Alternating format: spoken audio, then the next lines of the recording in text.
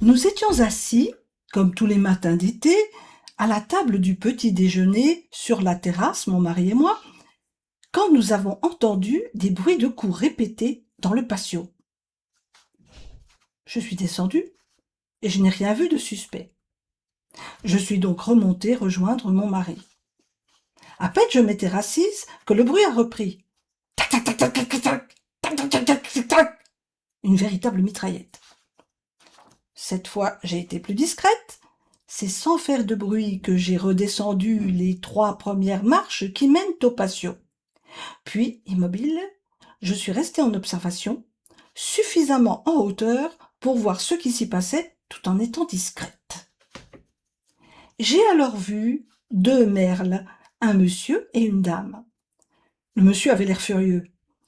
Je ne voyais pas, en revanche, l'objet de sa colère qui semblait être situé du côté du mur est, en direction du lilas et des pivoines. La merlette, inquiète, sautillait autour de son compagnon. J'ai tendu l'oreille pour capter leur conversation. « Jean-Luc, disait la merlette, c'est bon, je crois qu'il a compris. »« Il a compris ?» rugissait de sa petite voix monsieur le merle. « Tu parles, il est toujours là, il me nargue. »« Mais viens donc, Jean-Luc, on ira ailleurs. »« Pas question, Chantal, on est arrivés les premiers. Ce patio, c'est le nôtre. Tire-toi, connard !» Et tac, tac, tac, tac, à nouveau le bruit de mitraillette. Curieuse, je suis descendue en bas de l'escalier. Cette fois, le couple m'a repéré et a pris dardard la fuite dans le figuier. Quel intrus avait donc provoqué la colère de Jean-Luc? Je suis allée voir du côté du mur est, et là, j'ai éclaté de rire. « Jean, descends, viens voir !» Mon mari, en bougonnant, m'a rejointe dans le patio. « Tu vois le miroir que j'ai mis pour que les massifs de fleurs paraissent plus fournis?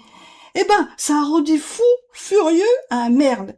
Il a vu son reflet et il s'est attaqué lui-même. » Jean rit un bon coup également, puis il m'a suggéré de déplacer le miroir. Je sais que ça casse ta déco, mais il va finir par le casser, ou pire, il va finir par se blesser. J'étais un peu ennuyée de modifier mon super aménagement. Mais je me suis rendue aux arguments de mon mari. J'ai pris le miroir et je suis allée le mettre hors de la portée et hors de la vue de Jean-Luc, dans un coin de muret où il pourrait donner l'impression, tout à fait esthétique, d'une porte donnant sur une extension de jardin. Je suis allée ensuite faire le guet vers l'escalier principal, d'où je pourrais observer la suite des aventures du couple sans me faire remarquer. Ils n'ont pas tardé à revenir. Jean-Luc s'est rengorgé en constatant la disparition de l'intrus. « Il est parti, Chantal ! Il a compris qui était le patron !»« C'est bien, » a bougonné Chantal. « Cette fois tu es content ? On va pouvoir s'occuper des choses sérieuses maintenant. J'ai trouvé un endroit parfait pour le logement dans le figuier. Il faut que tu m'aides à l'aménager. »« T'es sûr de l'endroit ? » a dit Jean-Luc. « Tiens, regarde le muret là-bas. Il y a un bout de jardin que j'avais pas vu, avec un deuxième figuier. Ça se trouve, il y a un coin encore plus sympa et... »« Ça suffit !» a dit Chantal. « C'est le 3e endroit qu'on fait. Tu te bagarres avec la terre entière et pendant ce temps-là, on a pris un retard pas possible. On va finir par pondre nos petits en septembre. Il est temps de se poser, Jean-Luc. » Le maire l'a capitulé en baissant la tête.